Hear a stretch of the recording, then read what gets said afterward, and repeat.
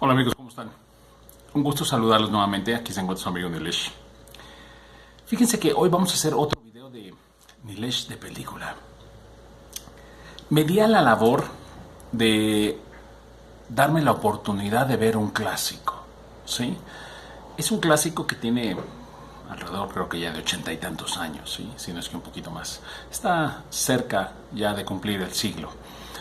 ¿Y por qué un clásico? Porque por lo regular son películas que marcaron, que hicieron una diferencia, ¿sí? Son películas que se quedaron dentro del vox populi de muchísima gente y obviamente dentro de esta conciencia general, conciencia social y podríamos decir conciencia mundial de toda la película, de todas las personas que vieron esta película, ¿sí? Esta película es Lo que el viento se llevó.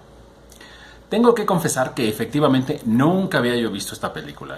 Yo conocía, había oído hablar de su personaje principal, de los actores, o sea, sí, pero nunca la había yo visto. Entonces me di a la labor de verla. Y bueno, una odisea, porque fueron 3 horas 40 y tantos minutos de película. Hay algo que me llamó mucho la atención de esta película, es como una obra de teatro, tiene una interpretación. Si ustedes cuando van al teatro pueden llegar al teatro y en lo que se sientan hay música. Antiguamente había músicos, esos músicos, estaba ahí una orquesta y tocaba, o una sinfonía y tocaba, ¿no? Mientras empezaba la obra de teatro. Aquí es lo mismo, hay música, así como que para que la gente se acomode y demás, muy curioso. Y también tiene intermedio. Obviamente la película es tan larga que tiene un intermedio, pero tiene un intermedio que te pone musiquita y pasan ciertos minutos de intermedio, no estoy seguro si 15 o 10 minutos de intermedio, pero tiene un intermedio. Entonces es algo que se me hizo muy simpático porque nunca lo había visto, nunca lo había visto. Pero bueno, la película tiene muchas cosas de las cuales podemos hablar, ¿sí? Porque aparte nos está basada en la ideología de los años 30, ¿sí? Del siglo pasado. Estamos hablando de los años 30. Creo que se filmó en el 1939, ¿sí? Entonces trae muchas cosas de las cuales podemos hablar, de las cuales podemos decir. Escuché varias reseñas, obviamente, sobre esta película también, y bueno, hablan mucho que uno no debe de perdérsela, que hay que verla, que es una excelente película. Y bueno, yo aquí quiero hacer un paréntesis. Obviamente, sí es una excelente película para su tiempo, ¿sí? Yo hoy en día, siglo XXI, 2021, o sea, yo no sabría si realmente es una película que hay que ver. Yo lo pondría en tela de juicio. Fíjense, voy a empezar por qué. Acuérdense que obviamente voy a spoilear la película.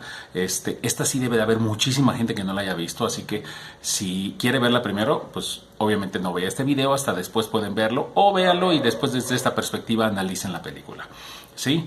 Pero bueno, primero que nada, a mí me sorprende porque la tipifican como una historia romántica, cuando realmente yo aquí considero que no tiene nada de romántico.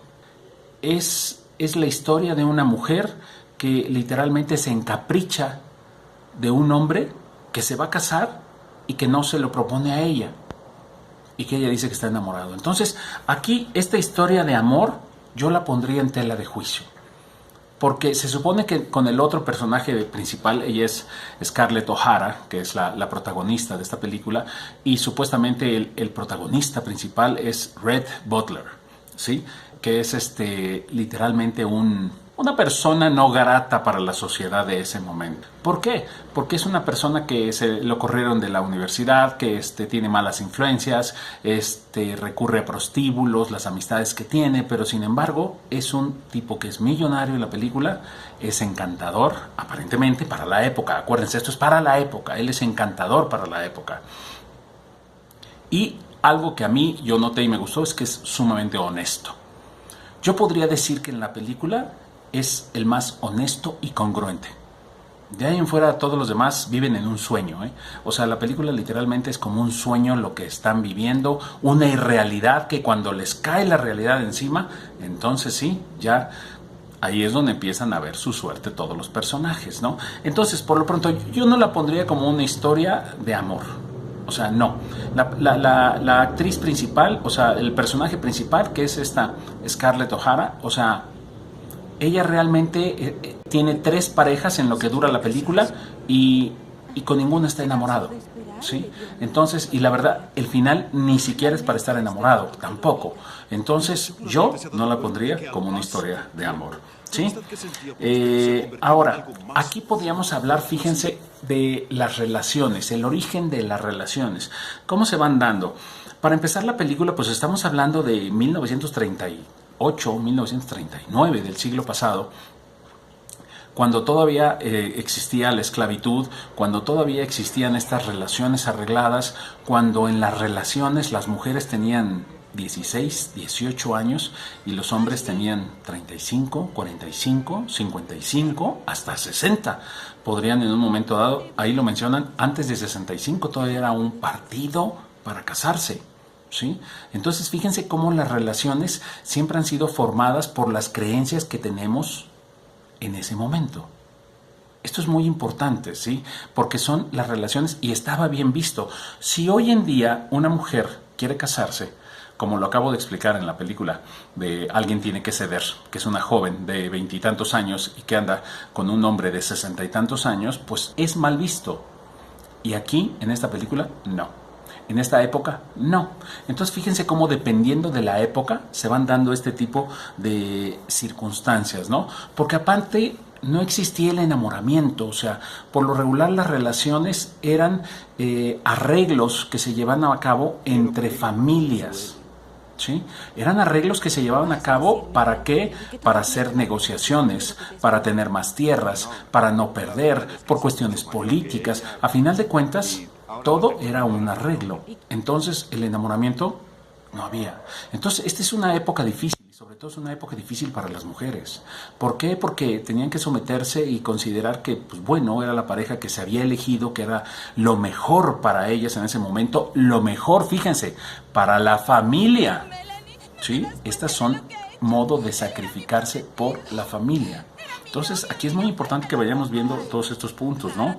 Aquí, sobre todo, nos va a influir. Acuérdense que yo hablo del transgeneracional, ¿sí? Del transgeneracional, de cómo se van dando estas situaciones. ¿Por qué lo toco? Porque el capricho que tiene el personaje principal, que es Scarlett O'Hara, con este otro personaje que se llama Ashley, que es un hombre que se va a casar con una de sus primas, que ahorita toco ese punto, pero ella está encaprichada con él, ¿sí? Aquí yo creo que influye el transgeneracional porque no es posible que se le pueden presentar muchísimas oportunidades que inclusive desarrolla una relación y se junta con este Red Butler, donde él verdaderamente está enamorado. Yo podría decir que es el único que está enamorado en la película, ¿eh? Es el único que realmente está enamorado, él de ella. Y ella de alguna manera sigue terca con este Ashley.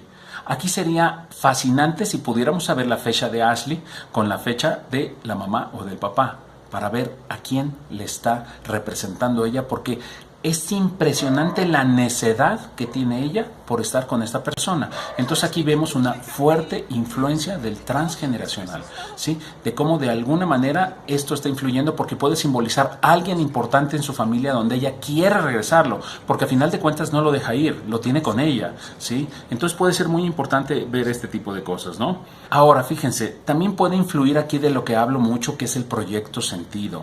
El proyecto sentido, por ejemplo, la personalidad de Scarlett O'Hara es muy importante, o Escarlata, como le dicen en España, es muy importante porque ella decide, después de la guerra de secesión, que termina muy mal el sur, ella es sureña, ella decide y promete ante Dios que nunca va a volver a pasar hambres.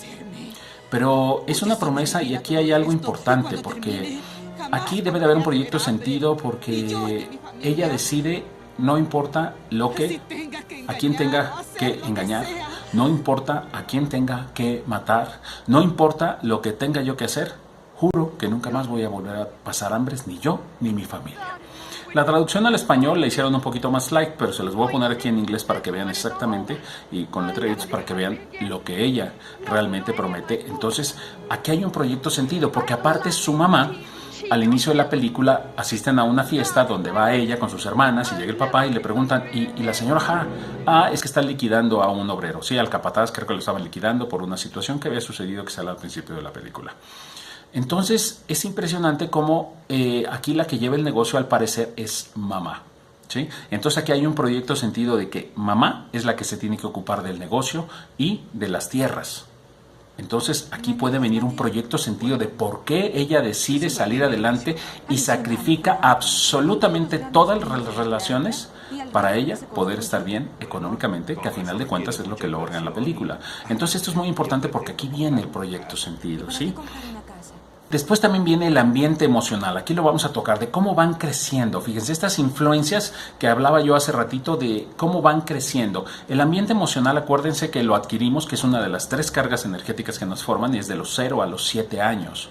Entonces, ¿qué era lo que se les decía a los niños? O sea, yo aquí me doy cuenta porque a final de cuentas todos los hombres ahí se siguen comportando como niños. O sea, según ellos están felices porque se van a la guerra, porque son muy buenos, porque son excelentes, porque ellos pueden contra los yanquis, que literalmente un sureño puede acabar con 10 yanquis él solito. O sea, era un grave error. O sea, era un grave error el que cometieron porque no se prepararon, porque ninguno tenía milicia, porque el norte realmente tenía cañones, tenía fábricas, tenía minas, tenía preparación. Ellos no tenían más que espadas y si acaso rifles, ¿sí? Entonces, obviamente con los cañones, pues los hicieron pedazos, ¿sí? No conozco exactamente la historia, pero sí sé que fue muy sangrienta. Y estaba yo leyendo que inclusive, al parecer, murieron más gentes que inclusive en la Primera Guerra Mundial. O sea, imagínense, o sea, qué tan fuerte fue esta situación. Entonces, cómo fueron criados desde la infancia tiene mucho que ver de cómo es su personalidad, de cómo están y cómo pegan estos gritos de y salen volados porque ya se van a la guerra. O sea, eso lo hace un niño cuando quiere jugar a la guerra. Entonces aquí es muy importante ver esta inconsciencia en la que están viviendo constantemente. Muy bueno esto. Ahora, aquí tocamos otro punto que es muy importante y es cultural. Cultural sobre todo para la sociedad de raza negra porque manejan la esclavitud. Fíjense, aquí hay 2 vertientes. La esclavitud, obviamente, desde el punto que tenemos entendido, es que se maltrataba a los esclavos y se les maltrataba mucho para que trabajaran en las plantaciones. Pero había 2 tipos de esclavos. Uno era esclavo que trabajaba en las tierras, en la plantación, y llevaba una vida realmente fuerte, realmente dura y difícil, y estaba después el otro esclavo, que era el que trabajaba dentro de la casa. Este que trabajaba dentro de la casa, obviamente, por ejemplo, si era mujer, cada una de las niñas tenía una mujer de color, una mujer negra, que estaba encargada de ella, y le decían mami, ¿sí?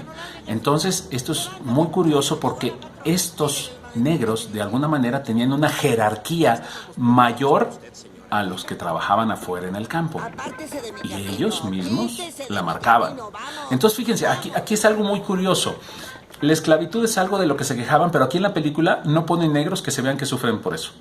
O sea, sí se ve que trabajan mucho y que se cansan y demás. Obviamente hay una que otra escena de maltrato muy muy leve, nomás de unas cachetadas que le mete el Scarlett a una de sus asistentes de casa, porque está muy joven, entonces tiende a mentir y a decirle mentiras y bueno, la golpea, ¿no? Pero eso es algo que era común, que hoy en día está muy mal visto, pero sin embargo era común, era normal. Es más, yo crecí en una generación donde era normal, común y necesario, fíjense, y necesario una buena cachetada en un buen tiempo. Entonces, era cosa de cultura. O sea, hoy en día probablemente está muy mal visto y sacan los derechos de los niños y demás, pero en esa época se utilizaba. Y entonces aquí el racismo, de alguna manera, hay unos negros que les gustaba ser sirviente. Y esto es muy importante porque yo he hablado de esto en muchas otras ocasiones, de cómo en el momento en que, por ejemplo, muchos de los negros llegan a ser libres, no saben qué hacer con su vida. No saben qué hacer con su vida. Hagan de cuenta que acababan con las plantaciones, saqueaban todo y le decían al negro, eres libre, o sea, eres libre, puedes hacer lo que quieras. Se quedaban ahí en la casa, se quedaban ahí en la plantación. Y se quedaban a ver si regresaba alguno de los dueños para seguirle sirviendo. Entonces, fíjense, esto se queja o se dice mucho que los blancos sureños maltrataban a los negros, pero también los negros ya estaban acostumbrados, o sea, no se iban. Fíjense lo fuerte que es esto. Esto es exactamente, no sé si han leído o han oído de esta anécdota de los elefantes cuando son bebés en los circos, los amarraban con una cadena y a una estaca. Entonces el elefante chiquito no podía moverse, no podía irse a ningún lado, no podía ni caminar, solo podía estar en ese lugar. Y no sé si se han fijado o lo llegaron a ver, puede ser que en las películas todavía lo vean porque ya no se puede ver en la vida real. Los elefantes mayores los amarran con un lazo a la estaca. Cuando un elefante tiene la fuerza para llevarse la estaca y el circo completo, si lo amarran a la carpa del circo, ya no se va. Ya no se va. Él ya tiene ese condicionamiento de que está amarrado. Así sucedía con los negros y con la esclavitud. Entonces también es algo muy fuerte que nos muestra también aquí en la película cómo los negros siguen siendo fieles y sobre todo los de casa a quedarse. Y fíjense que hay una anécdota muy bonita muy bonita y muy fuerte de esta película, porque la actriz negra que representaba a Mamita, la que cuidaba a Scarlett O'Hara, recibió una nominación al Oscar. No me acuerdo si ganó el Oscar, creo que sí. No pudo asistir ni siquiera a la premiación porque seguía siendo muy fuerte el tema del racismo todavía en la época que se hizo la película. Entonces, estamos hablando, la película se hizo en los 39, pero la época que manejaban en la película era en los 1800 y tantos, ¿sí? Entonces era todavía ahí más fuerte, pero aún en 1939 no pudo asistir cuando estaba nominada y no sé si ganó el Oscar. Fíjense qué fuerte, o sea, esto es muy importante cómo tocan este tipo de temas. Ahora vamos a ver las creencias limitantes. Cómo de alguna manera se tenían todo este tipo de creencias de que no, eso no se puede hacer. Salen muchos temas aquí en la película. O sea, por ejemplo, están en época de guerra y resulta ser que las creencias limitantes a final de cuentas son creencias de conveniencia también, porque nos convienen a los que los estamos haciendo. O sea, una creencia limitante es que, por ejemplo, la prostituta de la ciudad va y dona dinero al hospital donde están recibiendo a todos los heridos y no le quieren recibir su dinero porque consideran que su dinero es malo. Entonces dices, bueno, o sea, ¿cómo? Sí, está bien que está dentro de todos ellos veían mal visto la prostitución, pero era un mal que se generaba por una necesidad que había a final de cuentas socialmente. Y bueno, esta mujer iba y donaba dinero y no se lo aceptaban. Estaba la creencia de que ese dinero es malo. Es una creencia, porque el dinero ni es bueno ni es malo. Igual había creencias de que no se podía donar o no se podía pedir dinero. Estaban las creencias que, por ejemplo, Scarlett tiene que montar luto porque el primer marido con el que se casa por capricho se muere en la guerra inmediatamente y a sus 18 años es viuda. Entonces ella quiere bailar, ella quiere disfrutar de la vida y no. Está la creencia de que una mujer tiene que conservarse de X o Y manera para mantenerse en ese momento. Entonces, fíjense cómo todas estas creencias a nivel social no nos permiten de alguna manera probablemente desarrollarnos como la persona que podríamos ser porque nos limitamos. De ahí viene esto de las creencias limitantes. Y también vienen las lealtades familiares. Esta lealtad familiar, por ejemplo, Red Butler le ofrece a Scarlett, le dice, vámonos tú y yo, ya inició la guerra, vente, súbete a la carreta y vámonos a México, vámonos a Europa, vámonos a Inglaterra, donde tú quieras, vámonos, vente conmigo. No, yo tengo que regresar a mi casa. Yo tengo que regresar a mi casa y a mis tierras porque allá está mi padre y mi madre. Aunque la madre ya había fallecido, pero todavía estaba el padre. Esa es una lealtad familiar. O sea, esto es impresionante. O sea, las lealtades familiares y sobre todo en la época que nos muestran de la película eran fuertísimas, visibles. Hoy en día, fíjense, las seguimos teniendo, pero son invisibles y se llaman tal cual, lealtades familiares invisibles. Creemos que no las tenemos, nos sentimos independientes. No, yo para qué hago eso, yo no lo necesito, yo estoy de otra manera, yo sí puedo ser libre de mi familia. Mentira. Seguimos teniendo estas lealtades familiares y es lo que nos tiene en el lugar que nos tiene, porque no nos podemos mover, porque tenemos esta lealtad de decir, es que si yo hago esto distinto, no voy a ser de la familia, si no voy a quedar, no voy a pertenecer. Entonces regresamos siempre a nuestro núcleo social o boicoteamos ciertas situaciones en nuestra vida para seguir en el mismo núcleo social. Aquí la gente, por ejemplo, lo que tenía es que eran leales a sus creencias. Esto es muy bueno porque para unas personas y para otras no. Sí, porque por ejemplo, todos los sureños que tenían la creencia de que ellos eran superiores a los yanquis, no fue cierto. Pero cuando somos leales a nuestras creencias verdaderas, que era el caso de Red Butler, él realmente se llevaba con los dos bandos y él hacía negocio con los dos. Yo considero que aquí era el ser más inteligente de la película, porque es el que seguía vivo, no perdió dinero. Lo metieron a la cárcel, pero sin embargo lo trataban bien y él estaba bien, jugaba cartas con los guardias, con los comandantes que estaban ahí a cargo y realmente se iba muy bien y al rato consiguió su libertad. Entonces, a final de cuentas, el que nosotros seamos leales a una creencia que sea congruente, aquí es bien importante. Lo que yo pienso, lo que yo digo y lo que yo hago, eso se llama congruencia. Si yo pienso una cosa, digo otra y hago otra, estamos, o siento otra, estamos totalmente siendo incongruentes. Entonces, a final de cuentas, aquí hay muchas creencias y esas lealtades a las creencias, sobre todo familiares, y lo tocan mucho en la película, que es interesante. Ahora, este personaje de Red Butler es un personaje que se puede considerar como cínico. Sí, es un cínico en la película, pero como les digo, yo considero que es el único honesto, es el único que dice la verdad, es el único que les dice, yo no sé cómo ustedes quieren irse a la guerra cuando no están preparados, cuando ellos tienen cañones, cuando, como les dije, tienen minas, o sea, son gente que está muy preparada para la guerra y ustedes no. Y bueno, se ofenden y casi lo quieren retar a un duelo ahí en ese momento, ¿no? Entonces, es impresionante cómo él tiene este grado de conciencia. Yo les digo, es el único personaje que yo veo que realmente tiene un sentido de la verdad y que él se espera el tiempo suficiente para que en algún momento, porque aparte es el héroe, constantemente está rescatando a esta mujer Scarlett O'Hara, todo el tiempo la está rescatando, ¿sí? Él es el héroe de la película y yo podría decir que es el que estaba enamorado realmente de ella nunca estuvo enamorado de él, ¿eh? Tienen, por fin en algún momento llegan a vivir juntos, tienen una hija, se muere la hija, padecen terrible y después él decide dejarla porque esta sigue empeñada con estar con este amor con el otro personaje que les dije, sí, que lo más seguro es que debe de haber algo ahí que mueva de alguna manera el arquetipo padre o el arquetipo madre, porque no es posible que ella estuviera tan necia y tan terca con este personaje. Ashley se llama. Ahora fíjense, aquí tocan otro punto muy importante en la película, que son las relaciones incestuosas. ¿Por qué? Porque a final de cuentas hemos hablado de que las relaciones incestuosas se dan reales o simbólicas.